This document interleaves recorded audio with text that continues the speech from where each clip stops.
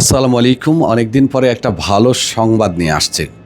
যারা শিল্প খাতে কাজ করেন, শিল্প প্রতিষ্ঠানে কাজ করেন, সেই খাতে কাজ করা বিদেশি কর্মীদের অতিরিক্ত লেভি ফি মওকুফ ঘোষণা করেছে সৌদি বাদশাহ সালমান বিন আব্দুল আজিজ। আজকে সৌদি আরবের সবগুলো গণমাধ্যমে এই খবরটি প্রকাশিত হয়েছে, স্ক্রিনে দেখতে পারেন। অনেকে ইতিমধ্যে আমাদেরকে প্রশ্ন করে বসেছেন যে আমরা যারা আছি আমরা পাবো কিনা। দেখুন, এটা হলো শিল্প খাতের জন্য, ফ্যাক্টরি বা বিভিন্ন প্রজেক্টে যারা কাজ করেন শিল্প খাতের জন্য, ওই সকল প্রতিষ্ঠানে যে সকল কর্মীরা আছে তাদের জন্যই এই সুযোগটা দেওয়া হয়েছে।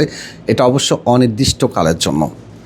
2024-এর শেষ নাগাদ এসে সর্বশেষ 1 বছরের জন্য মেয়াদ বাড়িয়েছিলেন শিল্প খাতে যে সকল বিদেশি কর্মী আছেন তাদের লেভি ফি যে মওকুফের যে সুযোগটা ছিল, এটা 2026-এ শেষ হওয়ার কথা ছিল। আলহামদুলিল্লাহ, এর আগেই ঘোষণা চলে আসছে যে শিল্প খাতে অনির্দিষ্টকালের জন্য লেভি ফি মওকুফ করা হয়েছে।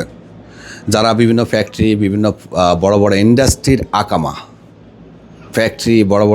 আকামা, তাদের এখন আর অতিরিক্ত লেভি বা আমাদের ইকামার উপরে 9,600 রিয়াল, 9,700 রিয়ালের যে চার্জটা আসে, তাদেরও কিন্তু 2026-এ এটা আসার কথা ছিল, এখন আর আসবে না।